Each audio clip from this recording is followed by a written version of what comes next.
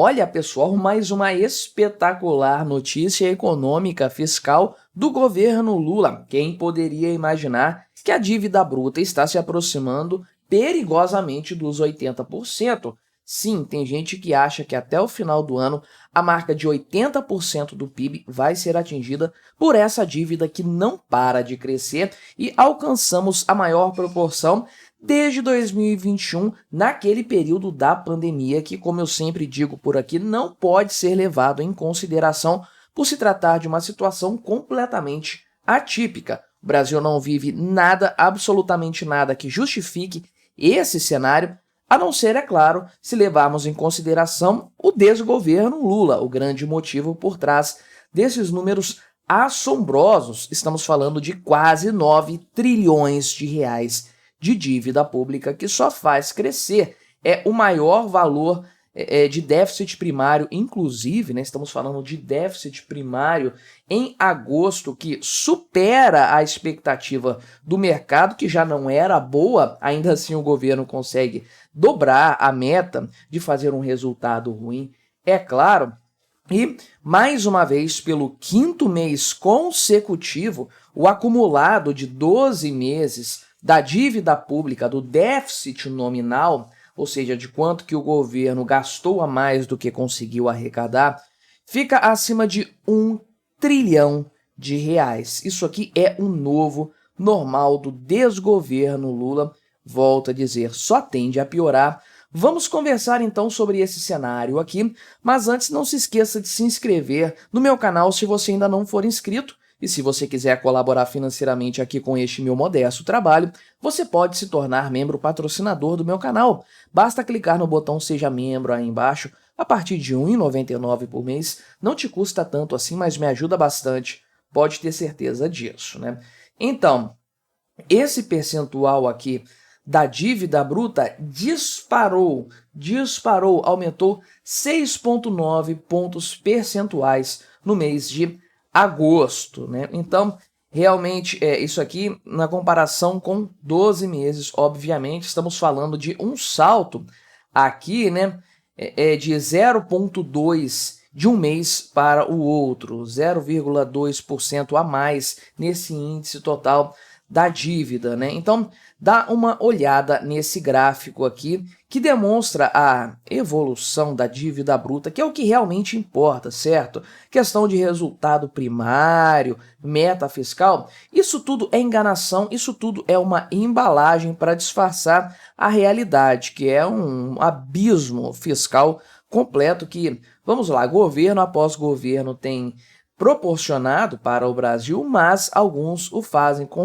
mais intensidade, né? Então, olha só, essa proporção aqui, dívida sobre PIB, é importante porque, em tese, qual que é a ideia, qual que é a lógica por trás disso? Você pode, né, um governo pode se endividar de forma crescente, um crescimento consistente da dívida, desde que a economia acompanhe isso aí. Então, a proporção dívida versus PIB, num cenário como esse, se manteria estável. Se a dívida cresceu um patamar, mas a economia cresceu um patamar semelhante, a relação se mantém estável. Esse é o maior indicador que o mercado avalia, porque é ele, em última análise, que garante a sustentabilidade dessa dívida. Se a economia está crescendo, o governo pode gastar um pouco mais. É assim que o mercado entende a situação. Por outro lado, se essa proporção cresce muito e cresce com frequência, com consistência, isso indica uma possível incapacidade do governo de arcar com a sua dívida. E aí, em que momento que isso vai acontecer, depende do ritmo do crescimento dessa dívida. E aí que mora o grande problema do Brasil. Você pode ver aqui nesse gráfico que acompanha desde o governo da Dilma Rousseff, o governo 2 dela, você pode ver que esse gráfico cresceu de forma considerável até se estabilizar aqui mais ou menos em 2017. Por que que isso aconteceu nesse período? Estava crescendo aqui de forma considerável. Quando aconteceu o impeachment da Dilma Rousseff, o ímpeto de crescimento deu uma abaixada, mas ainda assim continuou crescendo até aqui em 2017. O que aconteceu? Teto de gastos, que foi criado justamente para conter esse avanço brutal da dívida pública que estava acontecendo, né? Entre a posse da Dilma e o impeachment dela, a dívida pública cresceu 12 pontos percentuais em relação ao PIB, uma coisa completamente descontrolada.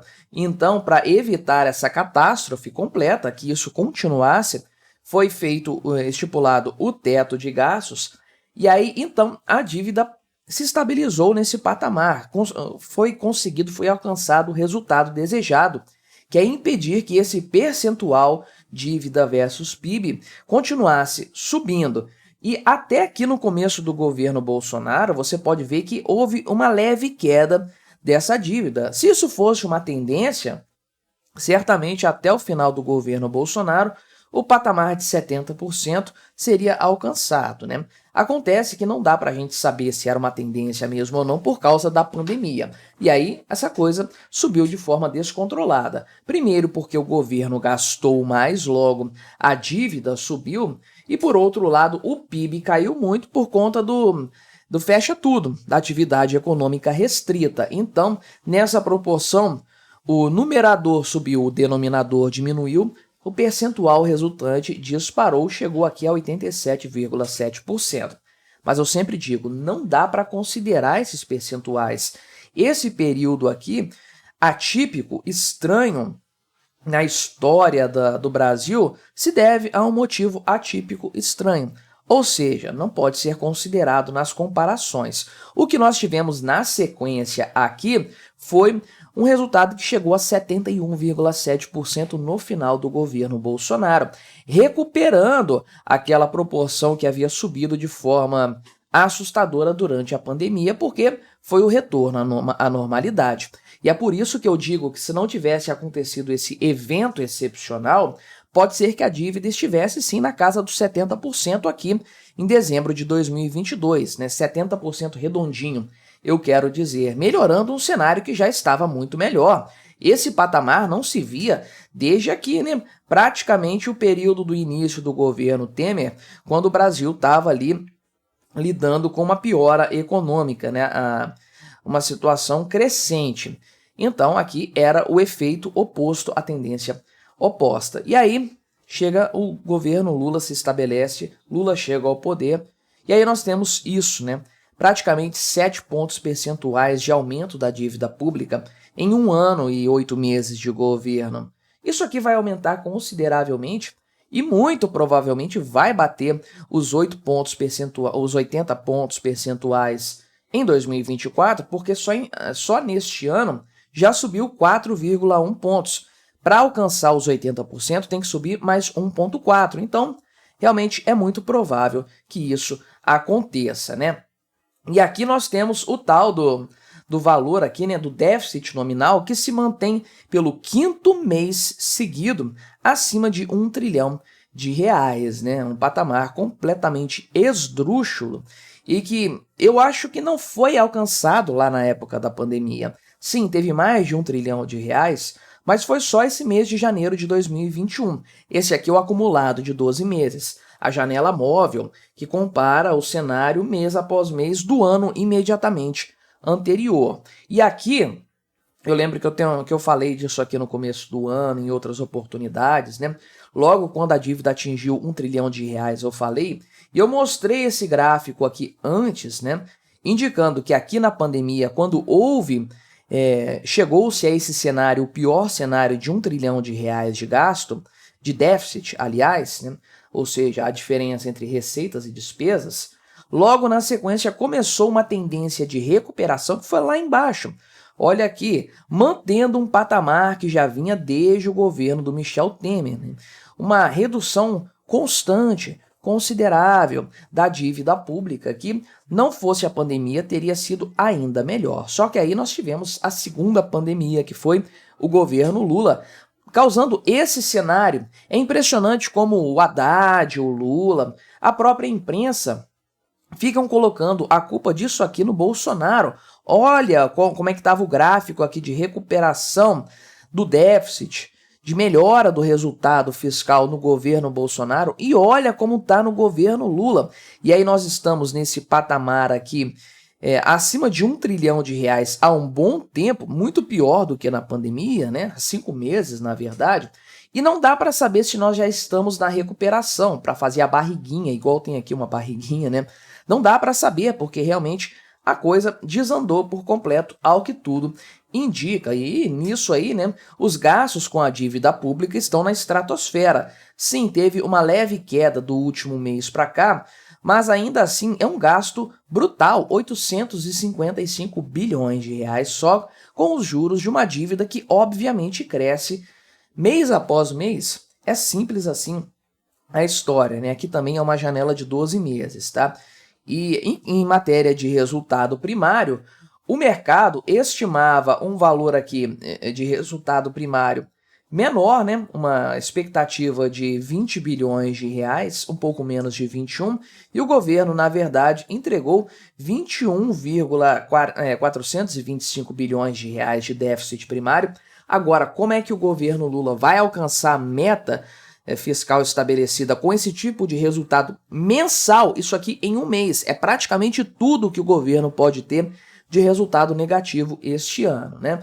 Claro que o STF vai dar essa força para o governo Lula conseguir esse patamar, mas olha só o padrão praticamente constante de dívida pública, de déficit primário, no caso aqui, que é só o resultado primário, em 12 meses. Sim, não é tão ruim quanto na época da pandemia, mas isso aqui não pode ser levado em consideração.